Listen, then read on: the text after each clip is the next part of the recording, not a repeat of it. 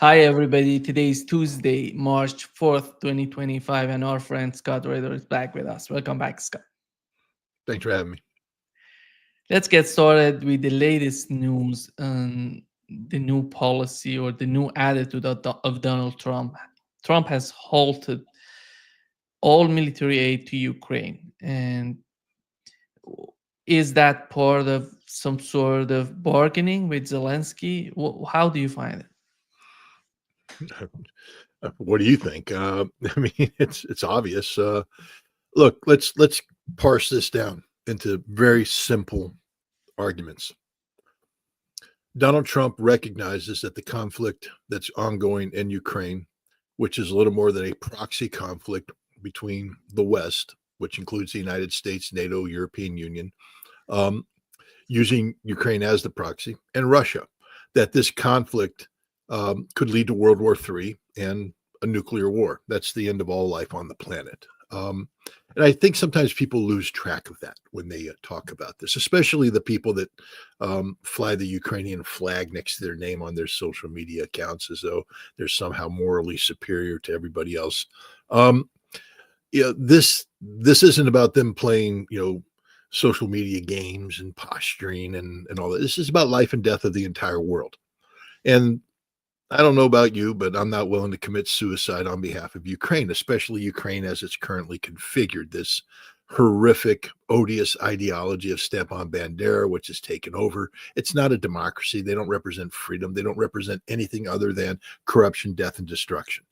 And that's without the concept of a nuclear war. I mean, Ukraine is the single most corrupt nation on the planet. Zelensky is the single most corrupt leader on the planet. Let's not forget that Seymour Hersh, who I respect greatly, wrote a while back that William Burns, the director of the CIA, had to travel on orders of Joe Biden to Ukraine early on, not to hold his hand and tell him how much. He said, "Stop being so corrupt. Quit taking so much money. It's becoming too obvious. We can't hide this anymore." Okay, when the director of the CIA has to go to Ukraine and tell the president of Ukraine to stop stealing money, it's becoming an embarrassment for the United States. You have a problem. And yet the entire mainstream media, who knows all about his corruption, they know this. They just choose to play the stupid game. And then all the people on social media pretending, all the government officials posturing. Zelensky is a cocaine addict who steals hundreds of millions of dollars and needs this war to continue to sustain his addiction to both cocaine and money. That's all. That's all this is about. And Donald Trump says, "I'm not doing that anymore." And somehow he's insulting people when he says that. "I'm not playing that game anymore. We're going to get out of this nonsense. This war is coming to an end." And for the first time, we have an official in the United States that's willing to state the obvious. Russia's been right the whole time. All this Russophobic nonsense, Russiagate, Russia. It's just been a democratic lie. Straight up lie. There's no any aspect of truth to anything they've said. And that's just becoming painfully clear across the board. This was always about NATO expansion. It was always about NATO expansion. That's not a Kremlin talking point. It's the truth. And we finally have a president who says, yeah, that's the truth. Russia didn't start this war. Of course they didn't start this war.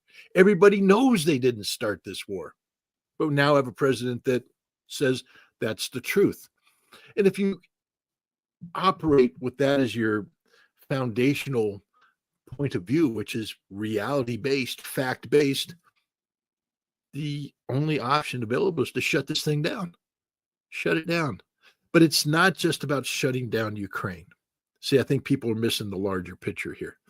It's shutting down the West, the collective West, and their desire to use Ukraine as a vector to bring about the strategic defeat of Russia. What Donald Trump is saying is we're no longer interested in the strategic defeat of Russia game.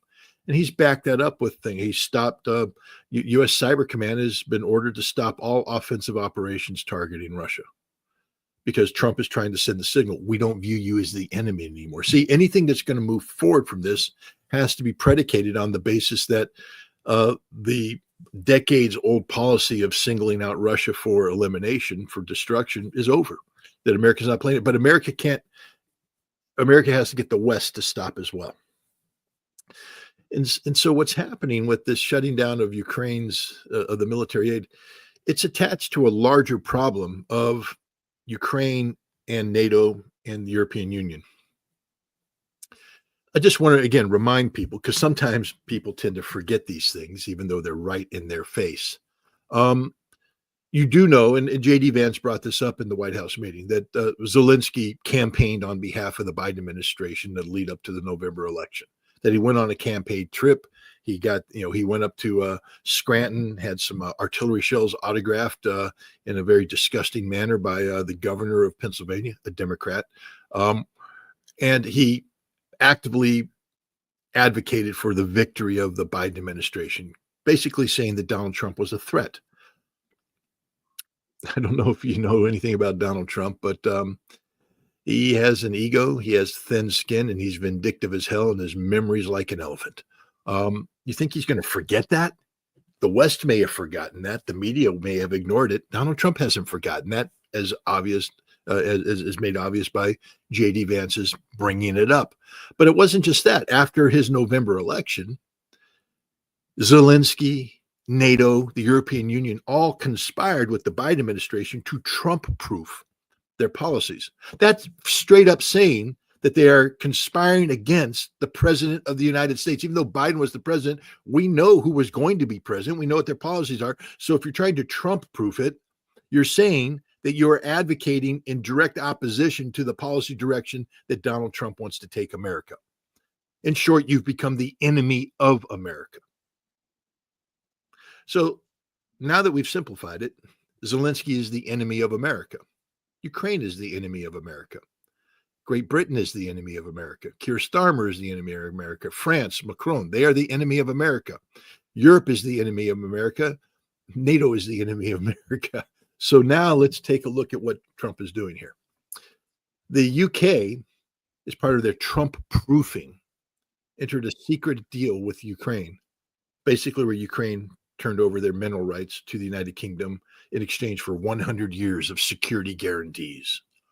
And this was what the British told the Ukrainians is, we've got a special relationship with America. You sign this over, we guarantee your security because we will make sure America's trapped into this. You can't trap Donald Trump. And so Trump basically countered with his own mineral deal that Zelensky can't sign. That's what's going on here. Zelensky can't admit that he sold everything to the British, but he can't sign that agreement too. And Trump's calling him out. And in the process, he's calling out Great Britain. And in the process, he's calling out NATO. He's basically saying, you are my enemy. You're my stated enemy. Keir Starmer, you have went behind my back to have a secret deal with Ukraine designed to trap me, the president of the United States. You can't trap me. I've trapped you. He's turned the tables on them. And so, what is Europe to do? He's shut down this military aid until which time Zelensky signs the mineral agreement. But Zelensky can't sign the mineral agreement because of the UK agreement, which means that ultimately the UK is going to have to make null and void its agreement. It's a big game being played here. There's only one player that is in a position to win. That's Donald Trump. Europe, NATO, Ukraine have decided to go to war against America. Literally, a war that could take us down the path towards a nuclear conflict. Donald Trump's in the business of making America great again. That's his stated policy. So what we're seeing here about starving out Ukrainian assets by shutting down military shipments, part of a bigger game being played where we're going to shut down England. We're going to shut down Europe. We're going to shut down NATO until they do exactly what we want them to do, when we tell them to do it, how we tell them to do it. There is no such thing as an independent Europe, independent NATO, independent Ukraine.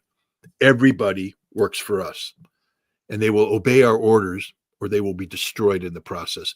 That's the signal that's being sent here by Donald Trump. This isn't just about shutting off the spigot for Ukraine weapons. It's about the United States telling Europe, NATO, Ukraine, either you line up, when I say with us, I mean behind us, because I'm the leader, you will follow me, and we're taking you to a path of peace with Russia, or I destroy you.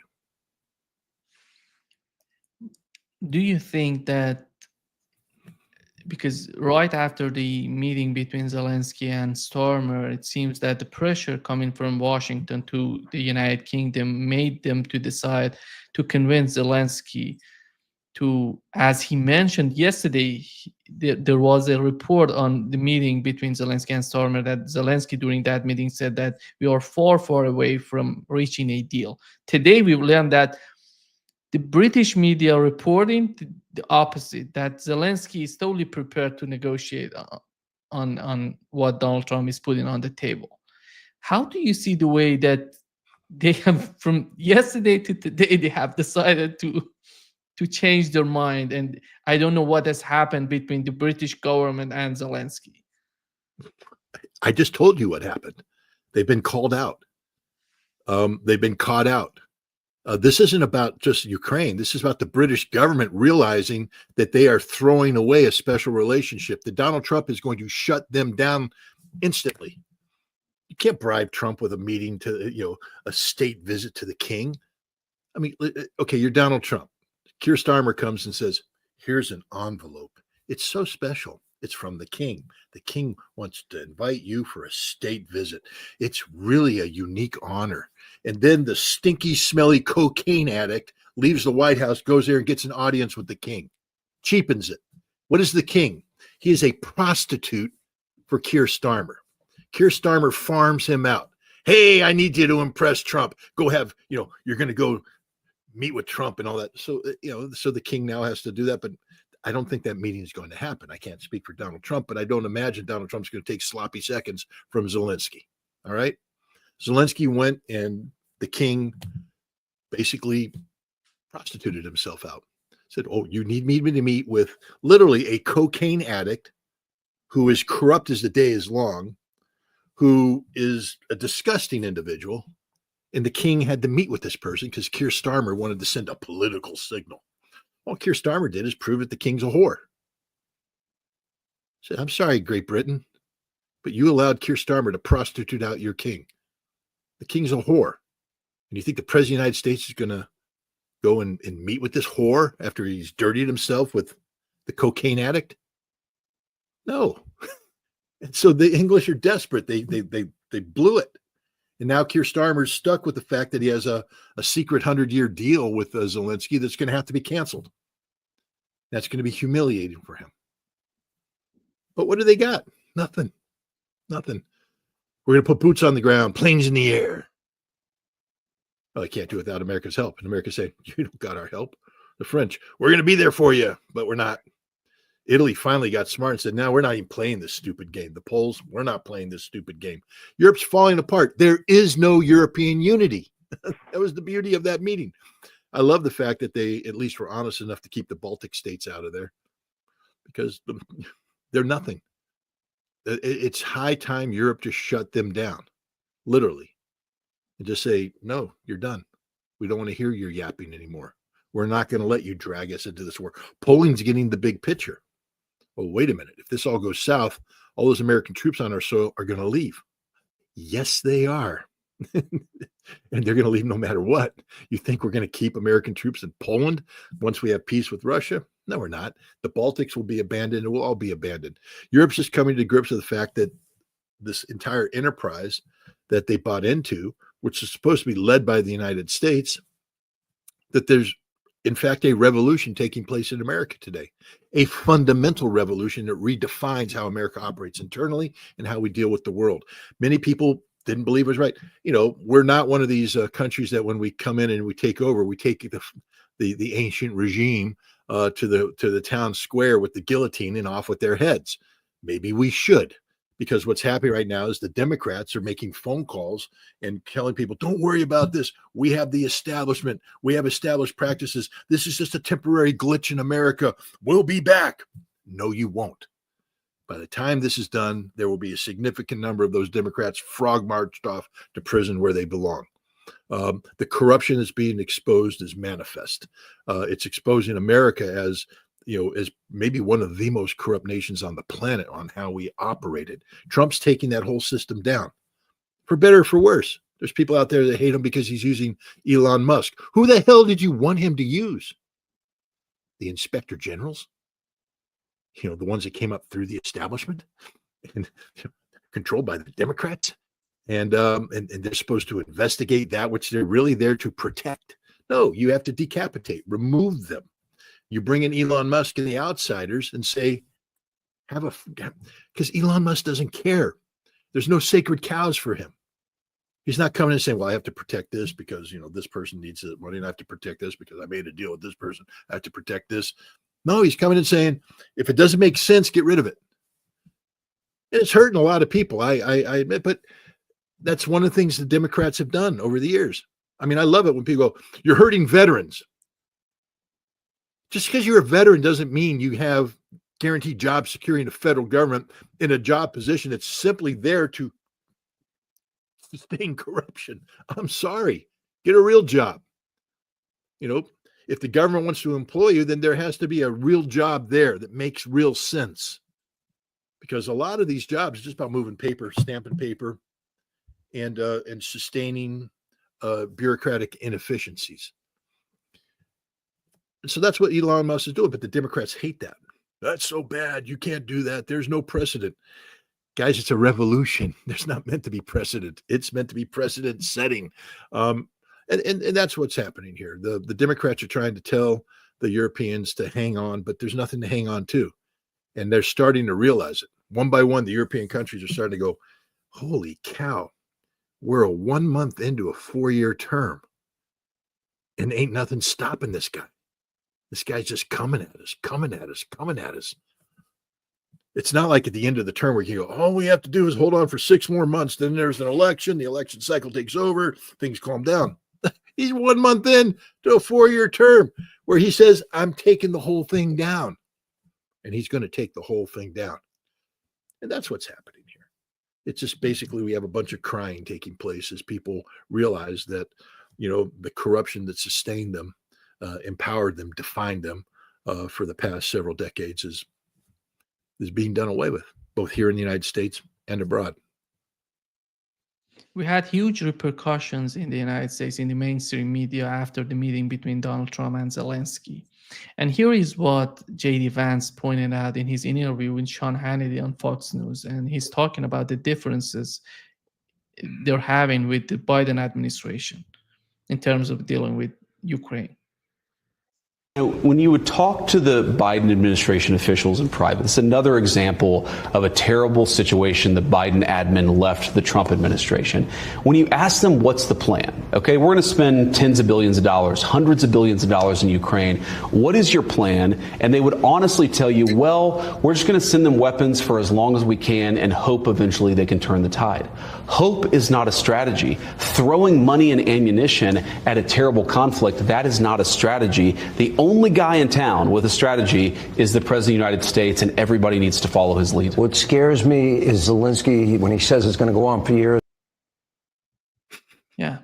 The way he's talking about, it's the same sort of manner that you see with the European countries, by the way. It's not just about the Biden administration. They're totally unified in that sort of policy toward Ukraine. But when you see the Trump administration is trying to change it, is trying to reshape it, the way that they're seeing the conflict in Ukraine, you see huge repercussions in the mainstream media. They're attacking viciously the current administration. How do you see the way that Donald Trump is trying to deal with them, Scott? Well, because I think we have to be careful with semantics here. The Trump administration isn't trying anything. They're doing it. His opponents are trying to stop him. They can't. Okay, this is a steamroller. This isn't trying. This isn't people asking permission. Donald Trump is the president of the United States. He's the commander in chief, for better or for worse. There are consequences to elections. And the consequence of electing him is not trying to make these changes. He's making these changes. It will happen. Nothing will stop him. Part of the problem is that the mainstream media was part of this corrupt Democratic establishment. We know this, Nima. Let's not beat around the bush. How many hundreds of millions, hell, billions of dollars of USAID money of U.S. government went into funding this media establishment? You know it. You know it. It's there. The reports are there. So let's stop pretending that the mainstream establishment is the conscience of America. The mainstream establishment is the voice of the corrupt, Democratic dominated deep state that Donald Trump's destroying. So you're not hearing protest from legitimate journalistic outlets. You're hearing the screams of the soon to be disenfranchised. All right. What have they been replaced with? X, for better or for worse. X is the driver right now. Literally. I mean, I don't know how it got to this. I don't know if I even like it, except that when you have something as corrupt as the mainstream establishment, it has to die. I'm sorry. The New York Times literally has to go bankrupt. The Washington Post has to go bankrupt. The entire system, MSNBC, CNN, all this, they have to fail, collapse, be brought down to nothing. And those who funded them must be destroyed, not just financially, but politically, so that they have no credibility. They've been exposed for the facilitators of intellectual corruption that they have been doing now for decades. We have to clean the whole thing. And the way you do that is you choke off the money. And that's what Trump is doing. That's what Elon Musk is doing, shutting it down. And they're screaming to high heaven. But no one cares. No one cares because they don't have influence anymore. They don't move the needle. I mean, we are at a state in America today where a Joe Rogan interview is the equivalent of what a Meet the Press interview used to be. I mean, my God, when I was coming up through my, political maturity as, and back when I was doing national security stuff, the Sunday talk shows, that was it. That was it. You got on a Sunday talk show and you made the big league. I mean, I remember when I would get invited onto them. It's like, there I am, Meet the Press, speaking with the man who's literally defining the news cycle for the next week. Ted Koppel. Good Lord, if you get on Ted Koppel, you were doing well. Got that interview with Tom Brokaw. Man, you hit it out of the ballpark. You're there. You're in the driver's seat. That's the way it used to be. No one gives a damn about them anymore. I mean, what do they got? Caitlin Collins at CNN. She's a joke. A joke. There's no serious journalists out there anymore. Name one. I challenge you. Name one. One serious journalist in the mainstream. You can't. They're all corrupted. They've all been, exposed as the empty suits that they are. So Joe Rogan now is the news driver. You get on Joe Rogan, everybody will be talking about you for the next week. You are defining the news cycle. How did that happen? Because of the corruption of the mainstream media. Because nobody cares about them anymore. I mean, the Democrats are desperately clawing onto them. But what? We get to watch Don Lemon trip and spill a cake so we can celebrate a birthday with him. That's the kind of artificiality that exists with there. Joe Rogan's calling people in, having an honest to God conversation with them. Tucker Carlson's having a conversation. There's conversations taking place today that could never take place in the past. Because this is a revolution. It's a revolution in every aspect of how we define ourselves as a nation, as a society. And the mainstream media is being flushed down the toilet of life, as it should be, because it just stunk. It was just sitting there, stinking, not contributing positively to anything. Flush the toilet, get rid of it. Let's get something new. Do we have to work on crafting this new stuff? Yeah, once the revolution's done, though.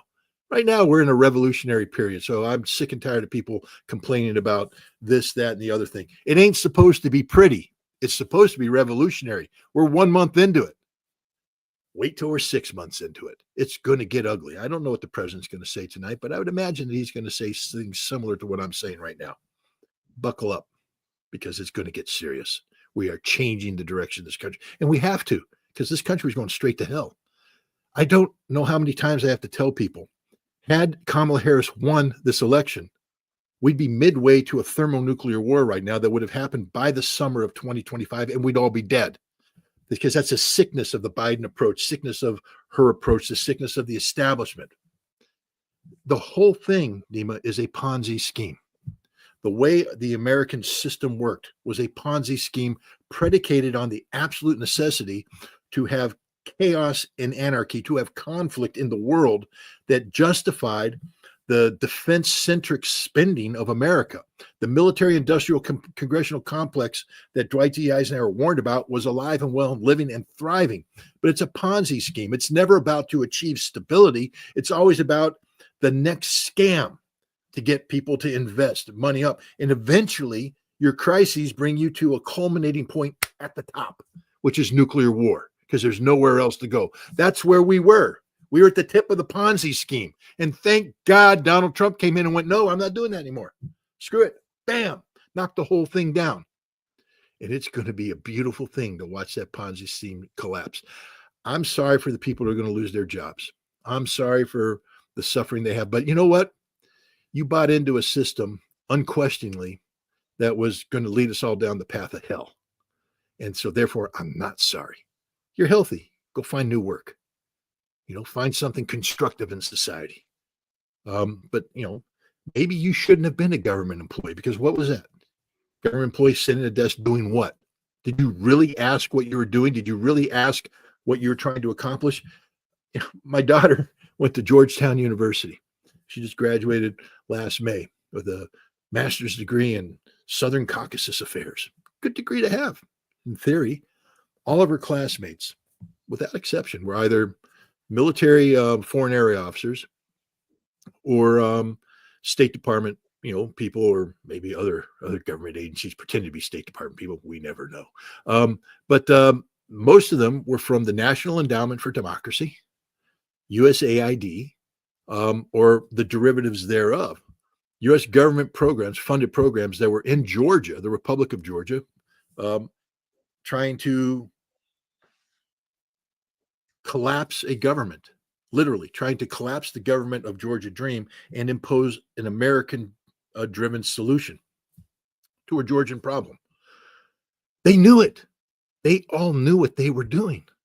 You want me to cry for these people when they lost their job? When your job was to go abroad and destroy a society? I just had an interview with just a fantastic guy. His name was Konstantin Kevorkian, I think. He's a journalist with Ukraine.ru. We had a long conversation as part of my new the Russia House program. But he talked about how in the 90s, because he kept saying, America, stop talking about 2014 and the American involvement there. Stop talking about 2004, 2005, the Orange Revolution, the American involvement there. He said this was in the 1990s.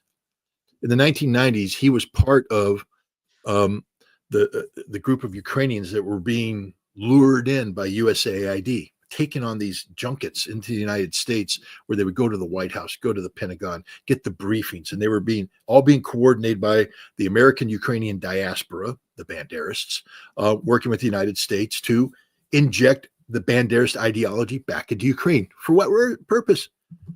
To bring down that government, to install their own government, to create the situation we have today. It's been a process decades long in the making, and it almost worked. You want me to cry for the people that lost their jobs who were doing that? That's not how we define America. That's not how America should be defined. If you worked in the government, you were working to sustain corruption. Literally. One way or another, you're sustaining corruption. So yeah, you lose your job. Does that mean that there's no need for government? No. But it does mean that maybe 9 out of 10 jobs that we were funding with American taxpayer money shouldn't be funded. Maybe it means entire administrations need to be done away with, because what are they doing? There were schools in America before the Department of Education.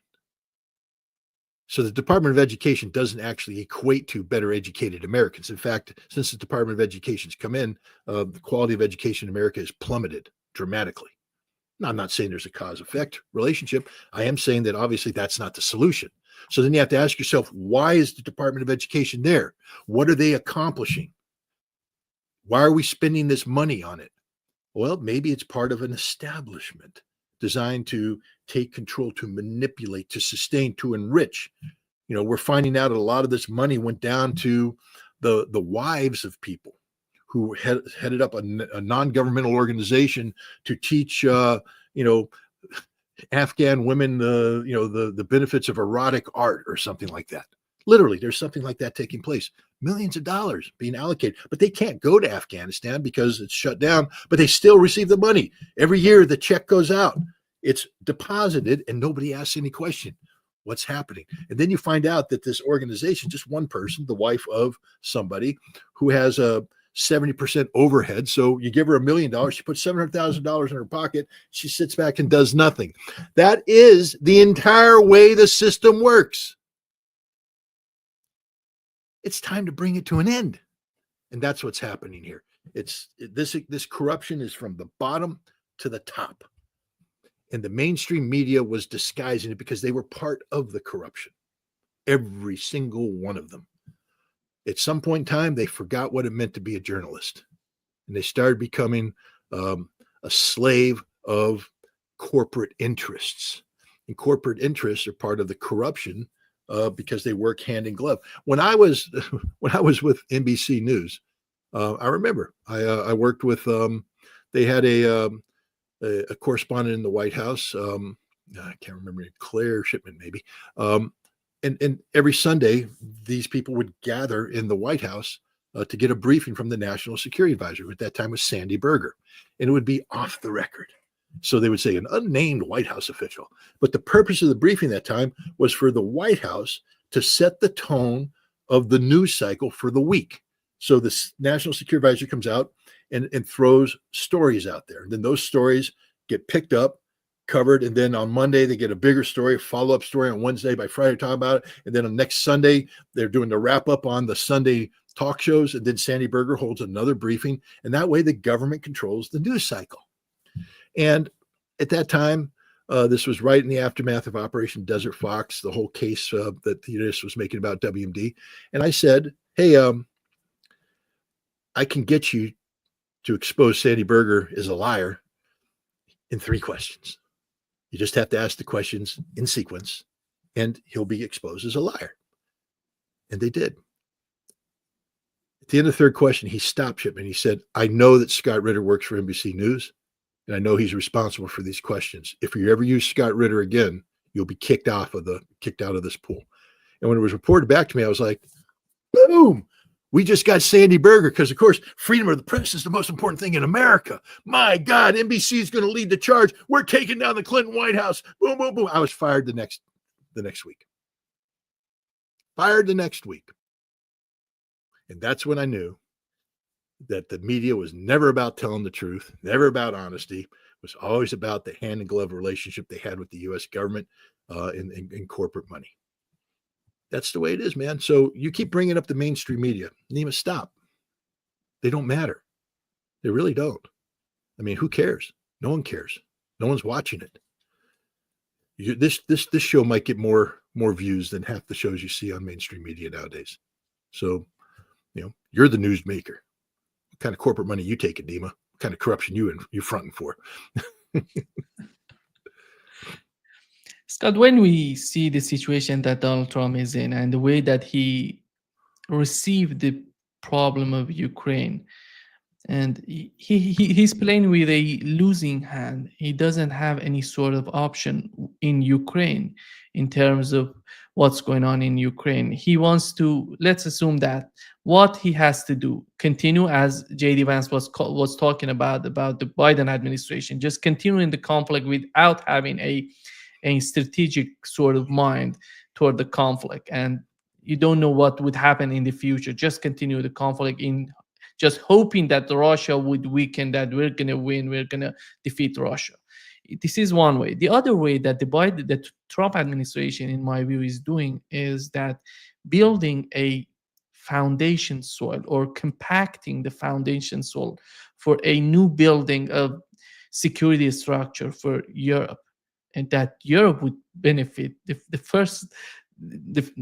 first party to benefit from that would be Europe, because if Donald Trump makes a new deal with Ukraine, as we know, most of the rare earth and minerals that Donald Trump is talking about are located in the eastern part of Ukraine, which is under the control of Russia. That would bring Ukraine and Russia into the deal with the United States, which by itself would make a new sort of security architecture that European countries could build on. This is the foundation soil for starting everything from scratch. That would not bring any sort of military operation, any sort of that. It's all about the economy and the way that Donald Trump is dealing with this case of Ukraine as it goes, it was going so far. How do you see that? It seems that in the mind of Europeans, even right now, they're talking about sending troops, sending more weapons. It seems that they don't consider the security coming through the economy, through the economic ties. How do you see that? Is that the main goal of Donald Trump? Is that what he's talking about? Oh, let's not pretend that Donald Trump really gives one damn about Europe. I mean, when I look at MAGA, is there an E in there? It's make America great again, not make Europe great again, not make Europe relevant again. And then we also have to focus on the fact that I just told you, didn't you hear me when I said that Europe's the enemy, that NATO's the enemy, that Ukraine's the enemy? Do you really go out of your way to make good deals for your enemy? So if you think what's going on right now is about Donald Trump positioning to maintain the status quo in Europe, you're wrong. It's a revolution, baby. It's all going down. The European Union, he's already said, they're the enemy of America.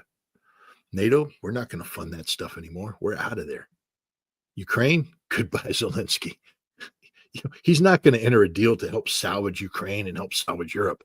I told you what his focus on this mineral deal with Ukraine is to humiliate the British, because there can't be a mineral deal with Ukraine as long as there's a secret deal between Ukraine and Great Britain. So one of Donald Trump's efforts here by looking at Ukraine isn't to create a lasting peace based upon economic stability, et cetera. That could happen later. It's to tear down Zelensky, this corrupt Ukrainian edifice, and those who sustain it, the British, European Union, NATO. You have to start all over. There has to be a fresh start. And so there's going to be some ugliness beforehand. Now, Trump, politically, you can't just come out and say what I'm saying, but it's painfully obvious. But when you look at it, and again, I just remind you, JD Vance, highlighted the fact that, Zelensky campaigned against Donald Trump. I don't know what they told Starmer, but I know that twice Donald Trump interrupted Starmer in humiliating fashion when they met. Once he asked, can you beat the Russians? You, England, you can't even fill Wembley Stadium, and you're going to beat the Russians? And then the other time when Starmer started to talk about Canada and the special, he said, he shut him up. That's enough. That's enough.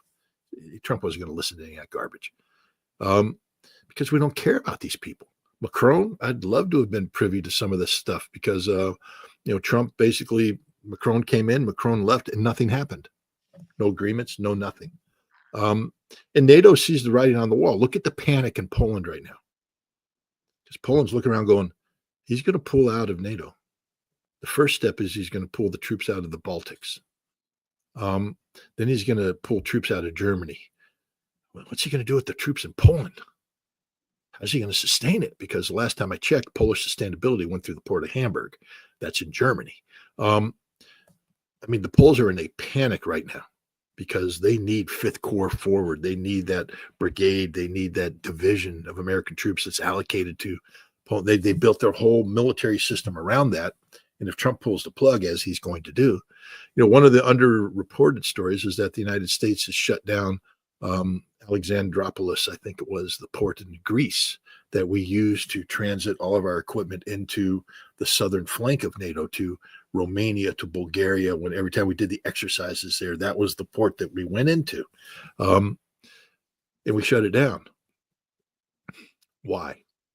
Nima, we're pulling out of Europe.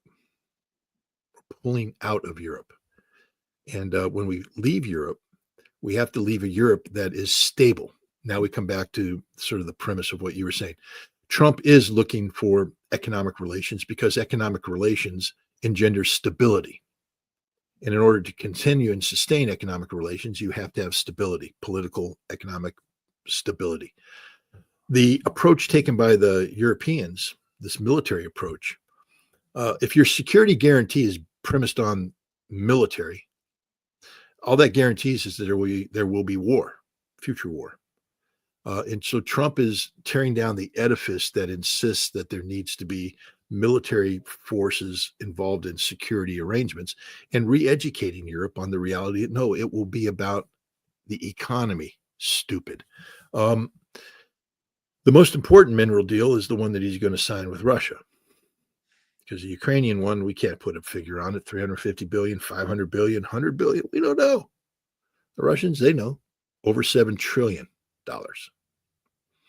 And when the United States gets involved in a $7 trillion joint venture with the Russians, that pretty much means that Russia's not going to screw that up by reinvading Ukraine or invading Poland. Russia's not going to do that. And the United States isn't, we're not going to be saying, let's overthrow the Russian government now. No, we're making money. It's good business.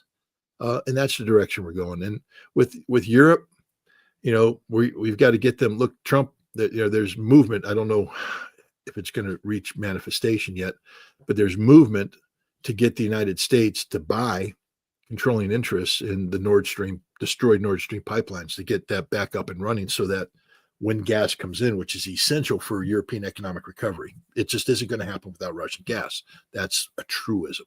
When it starts flowing, that the United States is a player there so that, we have a say in this, that it's not totally subordinated to Russian interests. It's the United States and Russia coming together, working on joint economic interests to ensure that the focus of security in the Europe going forward is premised on stable economic relations and not a flawed, archaic, antiquated military alliance that has no reason to exist anymore. Right now, Europe defines its relationship with Russia through NATO. That means NATO's the problem. So NATO's got to go down. Europe also has Russophobic leaders who have come to political prominence because of a hostile stance towards Russia. They've got to go. They've got to be eliminated. They have to be replaced with people who say, not only do we need sound economic stuff, we need to de-emphasize the military and re-emphasize economic interaction with Russia. That's the strategic vision of Donald Trump, and that's the direction he's taking it. And I hope everybody can agree that that's a good thing. The peace and stability, that working in cooperation with Russia, not in confrontation, is the best direction that we can go in. And that seems to be the direction that Donald Trump's going in. And I just have to tell you, if you're not on board this train, it's not just that you're going to be left behind. Donald Trump's going to turn the train around and run you over. He will not brook anybody opposing this, because this is about existential questions of survivability for the United States. So get on board or die. That's pretty much my message to people. Trump isn't going to say so bluntly yet. Here is what JD Vance said in terms of the way that they're dealing with Europe. Frankly, are being really, they're doing a disservice to the Ukrainians, because their own populations are saying, we're not going to fund this war indefinitely. The American people are saying, we don't want to fund the war indefinitely. So the only thing that is in the best interest of America, of Russia, of Ukraine, and of Europe is to bring this thing to a close. What happened, Sean, is you have Zelensky. He goes to Europe, and a lot of our European friends puff him up. They say, you're a freedom fighter. You need to keep fighting forever. Well, fighting forever with what? With whose money, with whose ammunition, and with whose lives? The president is actually taking a much more realistic perspective and saying, this can't go on forever. We can't fund this thing forever. The Ukrainians can't fight forever. So let's bring this thing to a peaceful settlement.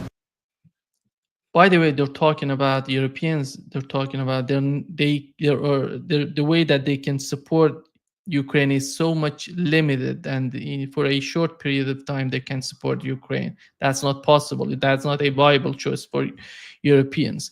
Do you think that tonight that Donald Trump says a big night, I'm going to talk about something so much important, and is he gonna focus on Europe, or he's gonna focus on the future of a new era of the relationship between Russia, the United States, and maybe China? I don't know. I mean, yeah, I don't want. What would be your choice if you were to talk about this, and what would be the priority to talk about? If I were the president, I would be putting Europe on notice that the United States has made a strategic shift towards peace with Russia. That's our goal and our objective. And then I would say that the United States, from this peace, we will then move towards, we are going to be pivoting towards the Pacific, and the question of China and how we can learn to peacefully coexist with China. That would be the ideal. But to do that, we have to have a solid. We can't have a foundation around the world that's predicated on conflict. So the conflict between Europe and Russia has to come to an end. The conflicts in the Middle East have to come to an end. And that's the direction. Now, that would be the broad brush. Donald Trump, I think he does need to bring clarity to what's going on in Europe. Maybe he doesn't want to play too many cards, but I mean, he's announced that he's going to make some big announcements here. So I think the big ones are, the big directions that he could head into are the unplugging from Europe and the, promotion of the reality of U.S.-Russian relations, that this is a strategic direction. I believe that, everybody keeps saying, well, it's the United States and Europe, that Europe gets a seat. I think Europe's actually being told that you've been permanently relegated to the children's table in the back. The children's table I'm talking about, when all your friends come over and you're going to have the adult table, and then all the kids go in the back so that their noise and their games doesn't bother you. Europe's no longer at the adult table. Europe's at the children's table. And that the adult table is, right now it seats 4. It seats Trump, it seats Putin, it seats Xi Jinping, and it seats Modi. That's it. That's the adult table. I don't know if he's ready to make that statement yet, but that's the direction we're heading. We're heading away from the time when the transatlantic relationship defined America in the world. And we are jettisoning this transatlantic relationship, and we are moving to a bigger stage. That's really the rest of the world.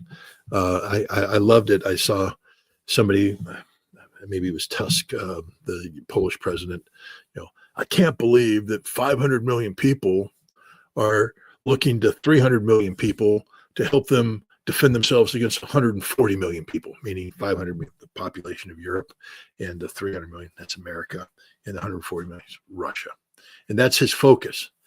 And I would say, I think it's going to be the United 300 million people sitting down with 140 million people, sitting down with 1.8 billion people, sitting down with another 1.8 billion people. And suddenly the math of Europe doesn't matter anymore. That you've made. First of all, you can't speak of 500 million Europeans. That implies singularity. There is no singularity. We have to speak about, what's the population of Poland? 38 million. 36 million, population of Germany. So suddenly that 500 million gets fractured, and we saw the fracturing. Giorgio Meloni, we ain't playing that stupid game. Well, so it's 500 million minus the population of Italy. Wait a minute, others are saying they're not playing well. 500 million minus this, and suddenly you find out that there's nothing in Europe. That's why Europe has to turn to 300 million to defend against 140 million, because Europe is nothing. They can agree on nothing. They stand for nothing. That's the reality of it. You think that in the eyes of Donald Trump, the country that is running the show in Europe is the United Kingdom? That's why he treated Starmer that way that we've seen. That was some sort of humiliating that to see. But UK's not running anything. Because they're not part of European Union, but it seems that they're running, that they have the upper hand when they're dealing with the other European countries. I mean, that's like a bunch of cripples saying that somebody has the upper hand. getting a bunch of paraplegics on the floor with no wheelchairs and saying, well, that paraplegic has the upper hand. He doesn't have anything. He's a paraplegic on the floor. Can't move. Need somebody to come and lift him up. And that person's America. We're the wheelchair attendant. We can come in and pick the little pathetic nations up, put them in their wheelchair, and move them around. Europe's got nothing going for it. I mean, don't you understand how stupid Starmer sounds when he says, we're going to put boots on the ground and planes in the air? No, you're not. No, you're not. You don't have the ability to do that, which is then backed up by the fact that he turns around and says, but we need America help doing it. No, it's not America helping me. You need America to do it for you. I mean, you've got nothing. The French, they've got nothing. What troops are they going to deploy? In order to get a regiment up to speed, you're going to have to cannibalize other regiments because none of your regiments are ready to go on their own. In high intensity conflict, that means logistics. That's the whole name of the game. None of these people can do logistics. Only we can do logistics. America, we're it. And we don't want to play that game anymore. I can't wait till Finland figures out, that the last major exercise that had, the reinforcements coming in through Narvik or coming in through Norway, going over the mountains down to Sweden, ain't never going to happen. And Finland's going to go, we're sort of stuck here alone. Bingo! Joining NATO is the worst mistake you ever made. And Sweden's waking up to that reality too. NATO is going to be over very, very soon. And when that happens, you're going to see a lot of nations struggling to define who they are and what they are. And Europe doesn't have the ability to build a European army or a European security infrastructure, which means it's going to come down to these nations are going to have to make individual peace with Russia, which is the way it should always be. And Finland's going to have to wake up to the fact that they screwed up. Fortunately for Finland, Sweden, the rest of Europe, the Russians aren't vindictive. All Russia wants is stability. All Russia wants is stability. They are not interested in driving on Berlin or driving on Paris or even taking away the Chihuahua states. As long as the Chihuahua states stop treating the Russian population, horribly and respect their history, which means the monuments of fallen Soviet soldiers needs to be respected, there will be no problems. Russia's not trying to dictate how they run their country. Just don't insult Russia. That's the reality of Russia, and Europe will eventually wake up to that. England is going to go through some very hard times because I think one of the things, England made a decision to divorce itself from Europe because they wanted to have this special relationship with America that no longer exists. That special relationship is done. And Keir Starmer is one of the people that helped kill it. You don't put your finger on the scale of an American election, especially if the side you tried to make win loses. And the person that won has thin skin, a big ego, and is vindictive. Donald Trump's never going to forgive England for what they did, nor should he. Every American should be on the side of Donald Trump here. But most American, at least half of America were like, no, we're good. We think it's great that Europe's siding with Joe Biden in an American election. You think that's great? Do you realize how insulting that is to all Americans? Say, I think it's great that the Europeans are on our side. I don't want them on our side. I want them the hell out of the way so that we, the people, can make a decision, avoid event. You know who stayed the hell out of the way? Russia. Turns out everything they said about Russia was a lie, false, part of that deep state fabrication to hide the fact that it was Europe and the deep state that was putting their thumb on the scale the whole time. Well, Trump won, Europe lost. Now they got to pay the price. Scott, when you look at the meeting between Zelensky and Donald Trump and the frustration and the sort of attitude of Donald Trump in communicating with Zelensky, do you think that he's just so he had a lot to deal with Europeans that's why he was so much frustrated with Zelensky and the way that he was talking about the war in Ukraine? Here is you talk about the the Finland. Here's the Finnish president talking about how they can deal with Ukraine. And I want to play it for you because Donald Trump is dealing with these people in Europe and this sort of mindset. And maybe the frustration that the way that he was talking with Zelensky because of this sort of attitude on the part of Europeans. Amongst everything, we also need an American backstop for any peace and any peace enforcement. Do you think you'll be able to convince them that that is something that they need to do? And I'm not talking about US boots on the ground, but all the other things. Yeah, I hope we can. I mean, there's so many ways in which that can be done. Let me just give one example, which has been put forward by Senator Lindsey Graham from the United States, because right now it seems to be difficult for Ukraine to become a NATO member anytime soon, because the United States and Germany are quite skeptical about that.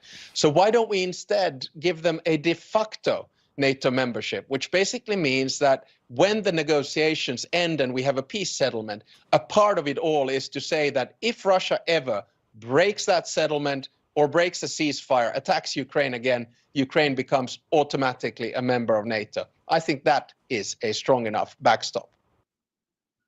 You see how Donald Trump and his administration, they're talking about the situation and the way that Europeans, even Finland, is thinking of Ukraine.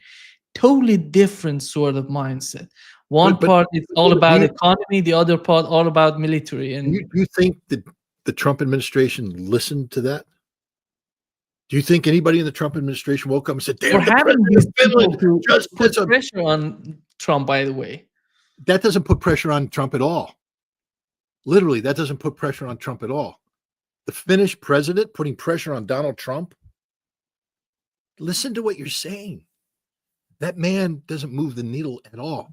And listen to who was questioning him. And what it was CNN, Christiane Amanpour, the poster lady of corrupt establishment media politics.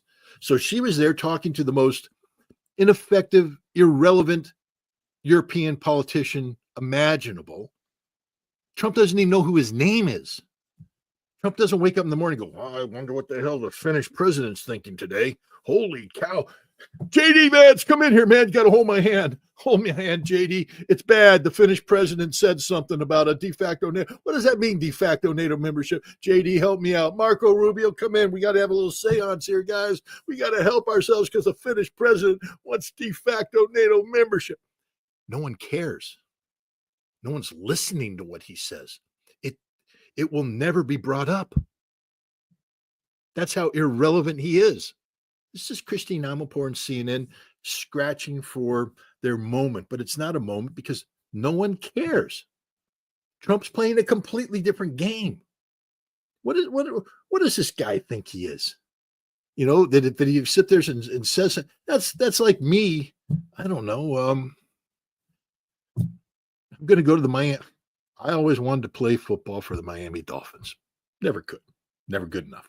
Barely could play Division III football in college, and only because the coach liked me. Other than that, I was too slow, couldn't advance the ball. I mean, you name it, I didn't bring anything to the table except attitude. Sometimes that was good enough, but I want to play football for the Miami Dolphins. So I go out to the training camp, and they go, "You're not coming in." Why not? Well, first of all, you run a 4.940. That ain't going to get you in the door. Okay, but what else? I mean, well, your bench press, it's pathetically low. You don't have the upper body strength. Yeah, but come on, there's got to be some. No. So I come in the next day. What if I negotiate de facto speed? Okay, we're going to come up with a thing where if all your guys run this, we can say that therefore Ritter's speed is de facto. And they're going to like, what are you talking about? You're not on the team. You're not even going to come on the field. Get out of here. Then I go to the media in Miami. They say, "Scott, yes, Scott Ritter wants to play for the Miami Dolphins." Miami Dolphins are going, "No, he doesn't. Why are you talking to him? He's irrelevant." But I'm suddenly out there telling people I'm going to be the follow-on to Dan Marino. If you just get me on the field, I can do the job that Dan Marino did. Just give me a chance. The Dolphins are like, why is anybody interviewing him and talking to him? You see how irrelevant I am when it comes to the Miami Dolphins? It doesn't matter what I want, the fantasies I have in my head, all that stuff. I'm never going to play, and they know it. They're not even going to entertain the idea of talking to me about it, especially at 63 years of age with knees that don't work anymore. That's the Finnish equivalent. The Finnish president is Scott Ritter at 63, saying that he's going to find the conditions under which he can play for the Miami Dolphins. Isn't going to happen. And the Dolphins aren't wasting any time talking about it, nor should anybody else. But because some stupid media personality decided to have an interview, they pretend it's real. It's not real. It's not real. When that Finnish president sits down at the table with the Europeans, if he's ever invited, they don't listen to him. He's not a player. What does Finland bring to the problem? Nothing. An economy? Nope. A military? Nope. That's it. They only listen to the British, the French, the Germans, and the Italians. That's it. Nobody else matters. And the British and the French can't agree on anything. The Italians just said, hell no. The Germans are confused. That's it. Even the Poles who have American troops on there are trying to raise their hands going, I'm relevant. I'm relevant. No one cares because you're not relevant. This is the reality. So we shouldn't really we spend far too much time talking about this Finnish president. No one cares about him because no one cares about Finland. Finland is irrelevant. They're not a player. They don't move the needle at all. Hell, they had to shut down their power generation because it got too expensive to even burn wood. Now, if you're in a nation where it's too expensive to even burn wood, you think anybody really gives a rat's ass about what you think about anything? No. Scott, do you see that what has happened in the White House was a setup, but some sort of the art of the deal? They were just playing Zelensky around The art of the deal. Yeah, the art of I'm going to kick your ass deal. Of course it was a setup. Of course, come on, Nima, let's just think again logically. It was the third meeting of 3 meetings. If Ukraine was the most important part of it, they would have led. Or they would have finished with everybody else in attendance. But the first meeting was with Macron. He came in, he got to feel Donald Trump's knee. Hope he enjoyed it. And then he left. Tell me what happened in that meeting of significance. You don't even remember the meeting. You can't tell me what the talking points were. Neither can the rest of America. That's how irrelevant it was. Then Keir Starmer came in. Tell me what was accomplished there. Nothing. So bad that Keir Starmer had to go back to Europe and talk about it, convening an emergency. If these meetings went well, if Macron and Starmer were able to, move the needle with Donald Trump's head, they'd be sitting there going, okay, we're going to have a meeting to talk about all the great things that came out of the White House. Instead of, we need an emergency meeting to talk about getting rid of NATO and going forward with it. This is bad. But it got much worse because the cocaine addict from Ukraine showed up. And look, Trump set him up from the start. This was a setup. Wear a suit.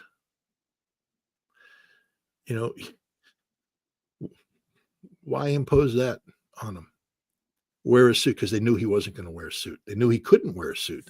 They knew that his ego was such that he just couldn't do it. Wear a suit. They set him up for failure from the start. Then JD Vance and Donald Trump had worked out when JD Vance was going to intervene with his points. It was like a WWF. Donald Trump, has that WWF background. He is famously, slapped Jim McMahon and pinned him. And they just sat there and they just set Zelensky up. First of all, the whole thing was a setup. We've got the big hall, and it's set up the conference room with the treaties and the lunch, and everything's there to sign over the mineral agreement. And Zelensky came in, and he can't sign the mineral agreement. He can't because he signed it with the British already. But the British lied, and now he's lying to Trump, and Trump's just sitting there going, let's talk about it some more. All the lies you're going to tell me. Trump's like, okay, your lies. And finally he had enough. And so Trump was like, just waiting for the opportunity. No, boom, boom, boom, boom, boom, boom, boom, boom. Tag off Vance, bam, bam, bam. Trump, boom, slap, bitch, slap, boom, out, gone, finished, done. It was a setup, an ambush. But it wasn't about Ukraine. It was an ambush for Europe, an ambush for the Democrats, an ambush for Lindsey Graham. I mean, come on, man. Trump set everybody up. Zelensky went in and shook hands with all the Democrats coming in. Hi, how you doing? Oh, God, you're so great. You're beautiful. Look, you remember me? I was with the Biden administration. Oh, man, I can't wait till this is done. This nightmare's over in the White House. We can get back to what we were, mutual beneficial corruption. Yes. Lindsey Graham, you're the greatest thing. Oh, thank you for giving me the opportunity to have all my Ukrainian men die so that you can look stupid and fat and ugly on national TV. And they're all there, boom, set up. And then Trump, boom. And now the Democrats are like sitting there, holy cow, what happened? Even Lindsey Graham had to go on TV and go, no, bad things, Zelensky, bad boy. When was the last time Graham said bad boy to Zelensky? Oh, it was a setup across the board. All these people out there saying that Donald Trump is he's the freaking Godfather. I mean, if you think about it, that scene reminds me of the scene in I think it was Godfather 2, where they're doing the baptism of his child, and he's sitting there saying, I'm a good Catholic and all this stuff. And meanwhile, all around town, bam, they're killing everybody. Maybe that was in Godfather 1, but they killed everybody.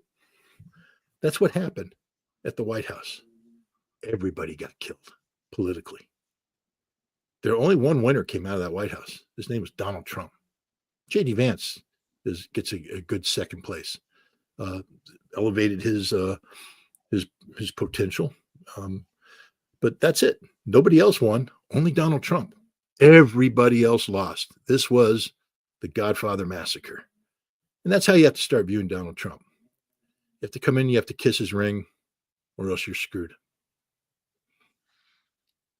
Is he gonna? Do you find JD Vance in a position to? Because if you remember when we had Marco Rubio to be the Secretary of State, and everybody was talking about if Marco Rubio comes to the administration, he's going to replace JD Vance. But it seems that JD Vance is up. He's the peak of this administration, even with the meeting between Donald Trump and Zelensky. You see JD Vance just coming out and just the way that he was handling the discussion between the United States and Ukraine. Do you see the potential in JD Vance so far that he's going to be the next Donald Trump, the next president of the Republican Party? But we knew that, Nima. We knew that. When Donald Trump was considering his vice presidential candidates, I think the final three were two governors and JD Vance. The two governors were Republican governors. JD Vance is MAGA. This is a Make America Great Again revolution that's taking place. Now, if Trump had picked a Republican, that's the end of the revolution, because literally what you just said is all we have to do is wait 4 years and then the establishment would come back in. Trump's killing the establishment, destroying it, not reshaping it, not reshuffling it, destroying it, leveling it down to the foundation and even more. You don't do that with Republicans. So he picked JD, and I said that. I don't know if I said it on your show, but I told everybody straight up, he'll pick JD Vance because this is the MAGA revolution. Everybody, no, it's not. It's a blip. Right. We're looking at 12 to 20 years of MAGA control of Washington, D.C. That's what's happening here. Marco Rubio wasn't. Marco Rubio, let's be honest. Donald Trump took $100 million from Miriam Adelson, and that was supposed to buy Marco Rubio as the vice president. And Trump said, that's just not going to happen. And so Miriam said, well, he has to be in somewhere. And so he's in as Secretary of State. But you want to see the power dynamic, look at the video of JD Vance talking, gesturing, the comfort, and Marco Rubio just sitting there passively and quiet. He has one job and one job only, and that's to do what Donald Trump tells him to do. And look how he's changed. Is this really the same Marco Rubio that we saw a year ago talking about Russia? Vladimir Putin is an evil dictator, a brutal dictator. Russia can't be trusted. Today it's like, no, we're going to sit down. We're going to have good relations with the Russians. We're going to do this. We're normalizing relations. I mean, Marco Rubio just said, okay, I'm going to do my job. And right now he's got a little bit of a leash on China. Mark my words. When it comes time to engage with China, Marco Rubio is going to shut up and start singing a whole different tune. No, the foundation of our, relationship with China is economic. We're going to meet with them. There's going to be great economic deals done and all that stuff. Donald Trump sent the signal. He's not about military confrontation. He's about economic cooperation. And that's the direction that we're heading. And Marco Rubio is going to be the compliant tool to make it happen. And in 2 years, when Marco Rubio becomes fed up with it, either he has to conform totally or he's going to be like, then he's going to pop out. Then Marco Rubio will commit political suicide because he'll become like Nikki Haley, who made it to the ambassadorship of the United Nations and then left and then spent 2 years stabbing Donald Trump in the back, campaigning against him. And Marco Rubio will come out, pull up Mike Pompeo or, a John Bolton. We were against it the whole time. This was bad policy. This was stupid. I can't believe it. Meanwhile, JD Vance and Donald Trump are going to crush him and they'll roll into 2028 and JD Vance will be the presidential candidate and he's going to win. That's 4 years. He's going to pick a brilliant vice presidential candidate. Maybe that person's name is Tulsi Gabbard, and then Tulsi Gabbard will be the president, and that's 20 years. Last time I checked, 8 plus 8 is 16 plus 4 is 20. And in the meantime, the Democratic Party ceases to exist, and they're going to have to. It's already dead. There's no Democratic Party. It's dysfunctional. My God, they're talking about Crockett being a candidate. Have you seen her? Crockett, the representative from Texas, who is just hate-filled, bile-filled. Kamala Harris is right now she has the inside track for the nomination. Kamala Harris, who couldn't, I guarantee if Kamala Harris runs for president, goes through what do they call it? The lead up to the election, you run through the primaries. If she's she's primaried, she'll be out in the first month because she's the most hateful, despicable, disgusting politician out there. Crockett might stay on for entertainment, but she'll be out. The Democrats have nobody. And it's going to get worse for them. I just want to remind you again, we're 1 month into the MAGA revolution. And the Democrats are already decapitated. They've got nothing going for them. They can't stop any of this. They've tried all their tricks. There are no tricks to be played. Trump had 4 years of lawfare to learn all this, learn where the weak points are. And he's taken them down one by one. All the FBI agents that went after him, all 6,000 of them, unemployed, baby. Every U.S. attorney that was out there playing these games, they're gone. The head of the New York field office, one of the most powerful jobs in the FBI. If you're talking about Mr. Establishment, gone. They're all gone. And it's just 1 month. Wait till he turns his attention on the Russia House and the CIA and those 30-year veterans who think they know everything about Russia but don't know anything about Russia, who've been pushing bad policy. Just think what I've just said. Trump's trying to make peace with Russia. The Russia House and the CIA is not about peace with Russia. It's about Cold War mentality, war with Russia. You think he's going to let them stay on? Tulsi Gabbard's up there sharpening the knives right now. They're going to have a field day. Bring them in. Dead. It's over for the establishment. Finished. До свидания. Probably shouldn't use that word because it brings up a Russia connection and people say, see, the Russians are controlling this altogether. So we'll say auf Wiedersehen. Sayonara. Hasta luego. It's over. The Democrats are finished. And JD Vance is the guy that's going to be leading America going forward. That's my take. He was handpicked by Donald Trump because he is MAGA. And he's proven himself. I mean, Trump, I've told you this before. Go back to The Apprentice. If you want to know about Donald Trump, watch The Apprentice and watch how he'd operate. JD Vance is passing every test. Donald Trump threw him into come on, that was high visibility, high stakes tagging in there at the White House. JD Vance could have fumbled that. Donald Trump was testing him. And JD Vance passed. He sent him to Munich and said, hey, JD, why don't you go to Europe and piss everybody off? And JD Vance went to Europe and pissed everybody off. Came back and he's a frickin' hero. Then he went to the White House, destroyed Zelensky. He's a hero. JD Vance is probably one of the most competent political figures out there because he understands what's happening. He understands his role. He's not here to kiss up to the establishment. He's here to destroy the establishment. And he's a Marine, so he knows a little bit about destroying things. So, I think JD Vance is a brilliant pick. And I think he's doing a brilliant job. And I think he has a long political career ahead of them. Today we have the Arab Summit in Cairo, Scott. And Sisi is so optimistic about the way that Donald Trump is handling the situation in the Middle East that he believes that Trump can bring peace to the Middle East. And how do you see that the way that the Arab world is dealing with the situation in Gaza? They're putting out a new plan on the part of Cairo. It seems that they're going to support that deal. How is that going to be perceived by the Trump administration? They love it. That was the whole purpose. Again, I'm sure we had this conversation when Trump put out that initial Gaza plan. And everybody was just peeing all over themselves in fear. What is he doing? This is criminal. Hell, I did the first night when I looked at it. I went, my God, what's he doing? But then I took a step back and I said, time out. Think. Donald Trump ran on a platform of peace, not war. I just want to remind everybody of that.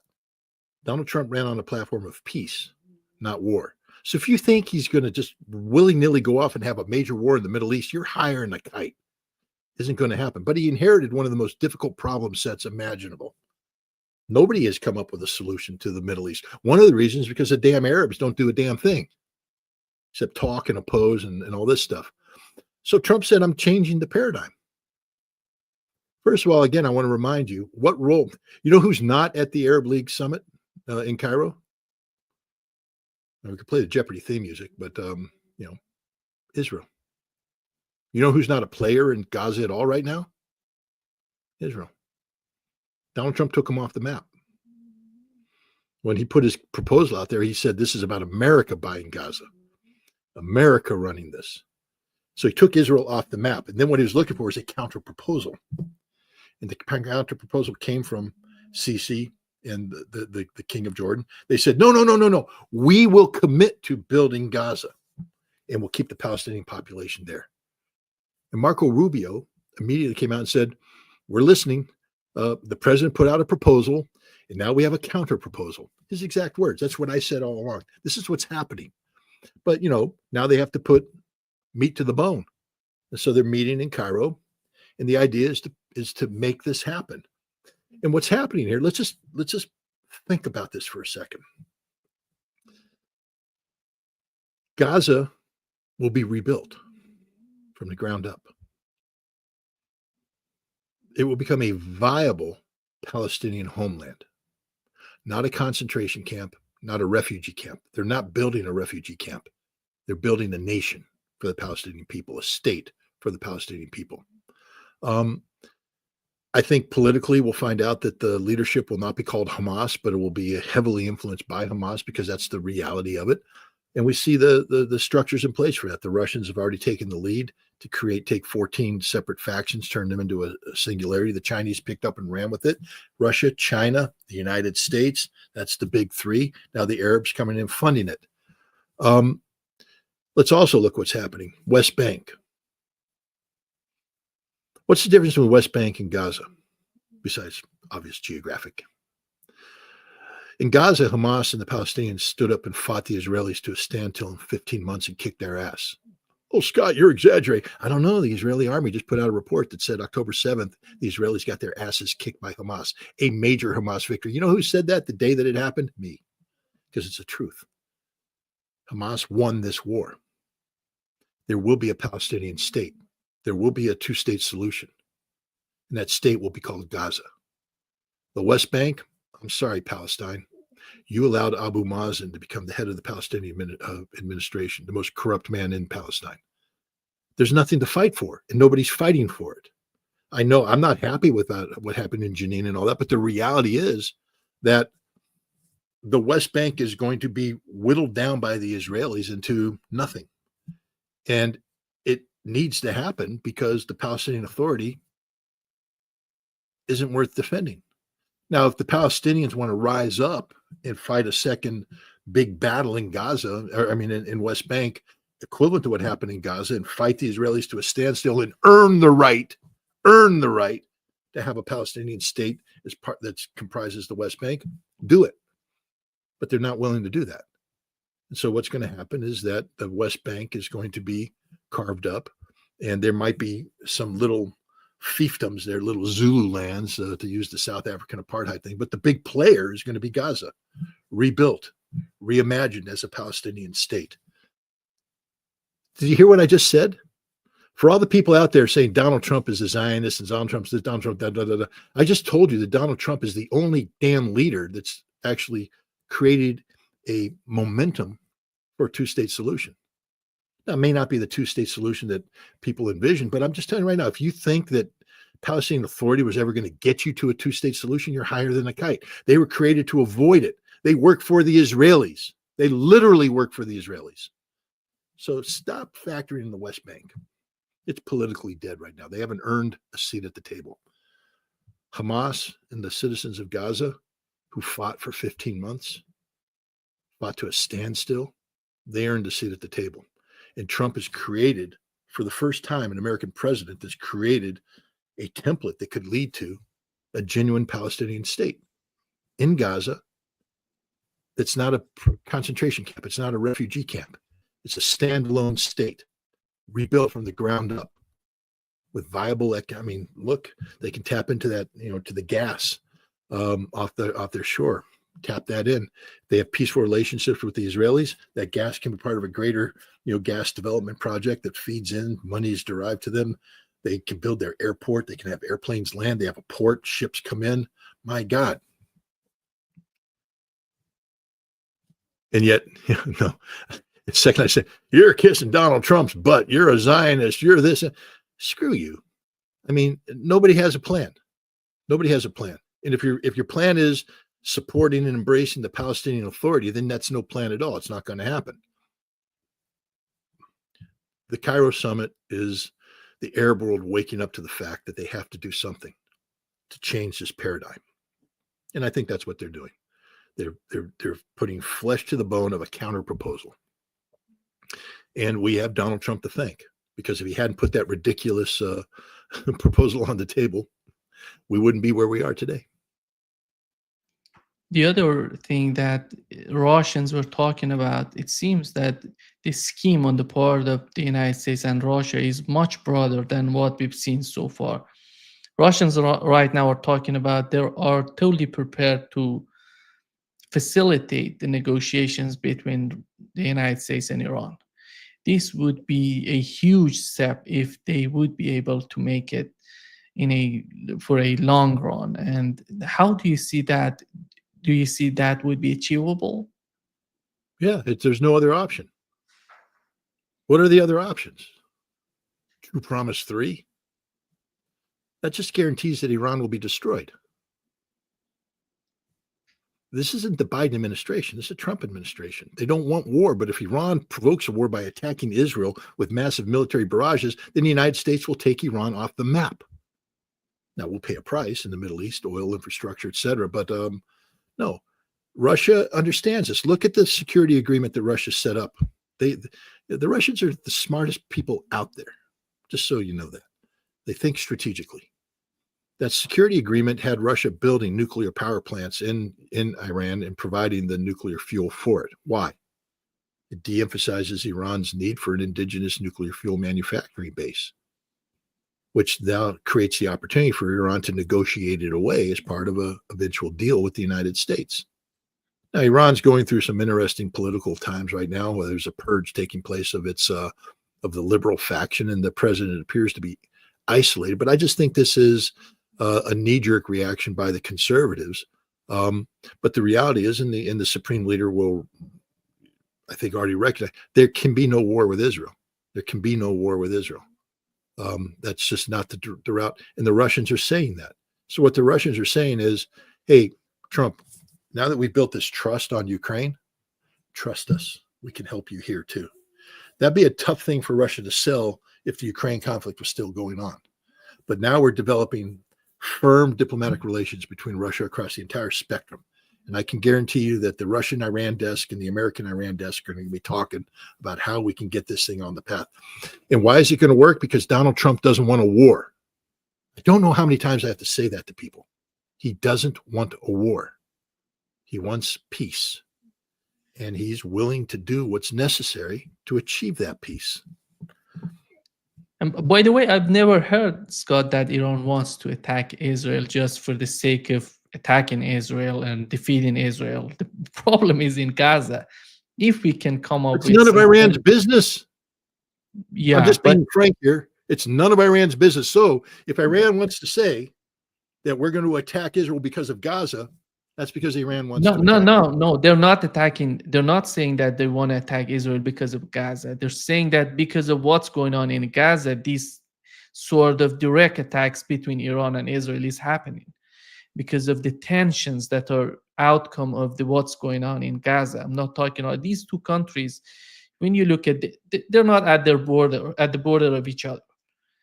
You see they're far away from each other, but they're what is the main reason that they're attacking each other? The direct attack that has happened. Because Iran was the head of the Then- Axis of Resistance, and the Axis of Resistance was designed to defeat the Israeli entity. Let's not lie about it. That's what its job was. But we're looking at a new situation in the Middle East where we don't have an America that's facilitating Israel's, irresponsible muscle flexing. Again, I just remind people that Donald Trump, there's a reason why Trump posted Jeffrey Sachs's condemnation of Netanyahu. Because Trump knows that the nation that gets us involved in these wars is Israel. And Israel's the problem, not the solution. But he has to play the game smart. So how does he play the game? He stacks his administration with Zionists. How can you, if you're Israeli, you're like, yeah, this is good stuff. And then once he stacks it, he sends Steve Wickoff to tell Netanyahu to sit down and shut up. Suddenly those Zionists just didn't matter anymore, did they? And, when the Zionists put pressure in Israel goes, we're going to stop the supply of food to Gaza on Ramadan, and that could break up the ceasefire. What happened? 2 days later, Netanyahu was told, open the damn borders, sit down and shut up. We're not letting you do this. So, we have a new administration in town, and they're just not going to let this game happen. They're not going to let Israel provoke a fight with Iran. And so that's why I said, under these circumstances now, if Iran wants to implement Operation 2 Promise 3, it's not because they care about Gaza. It's because they're looking for a fight with Israel. But it doesn't seem that they do want to do that, Scott. Well, then why is the head of the IRGC saying that we're going to do it? 2 Promise 3 will happen. It's part of the rhetoric that you see come out of Iran and Israel. They're just fighting. It's a sort of fight between the propaganda, the sort of the way that they're treating each other. But that's my point, is that it's not going to happen. Solution. There will not be a True Promise 3. It's not going to happen. And Israel's not going to bomb Iran. And the United States will work with Russia to achieve a lasting agreement with the Iranians. That's how I see this happening. I see the Chinese playing an important role in this as well. And what I see, Scott, in the Middle East is the grand scheme, the big picture of the Middle East. What does the United States want in the Middle East? Do they want some sort of tranquility, some sort of peace in the Middle East, which would facilitate the American position in terms of the way that they want to deal with China? It's not about war. It's about the new sort of confrontation between the United States and China. And how does the Middle East play in that sort of big picture? That is the huge question on the part of the Trump administration. What do they want the Middle East to be? This endless war between Israel and Gaza, and this endless conflict between Iran and Israel, there has to be some sort of solution for that. Without having some sort of peace in the Middle East, which is so important in this confrontation, in this competition between the East and the West, we cannot achieve anything good, anything that would favor the United States in a long run. They know that. They understand that. It seems to me that the Trump administration totally understand what's going on. Yeah, there's no disagreement with you and I on this one. I've been saying this from day one, that the Trump administration wants peace in the Middle East. Look at what they talked about with Russia, the 90-minute phone call. One of the main things they talked about was energy security. Now, that's an important dialogue to have between two of the world's largest oil-producing countries, United States and Russia. But, Russia is part of the OPEC plus organization. And, Middle East oil plays a very big role in global energy security. So if you want to have stable energy security relations between the United States and Russia, you need a stable global energy security environment. And Middle East conflict is the antithesis of that, the anticipation of potential conflict with Iran that could shut down the Strait of Hormuz and stuff. This is the opposite of stability. So the Trump administration is about engendering stability, and the main reason is for energy security. That's the number one goal of the Trump administration when they talk about the Middle East today. Energy security, which means they have to silence Israel. Israel's ambition to go to war against Iran. This is why Trump called Netanyahu out.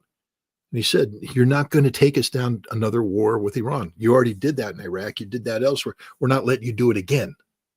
Called him straight out, and it's not going to happen. We will not let Israel get us involved in a war with Iran because we need stability. We need peace. Which is why Trump is focused on resolving the Palestinian issue. I mean, I wish these people would just stop hating on him, because he's the only one who's done a damn thing for the Palestinians. He's the only one who's done anything for the Palestinians. And the fact that he's doing it in a non-traditional manner underscores the fact that he understands that the traditional approach towards solving the Palestinian issue, all it brought was more war, death and destruction. He's actually talking about solving the problem right now.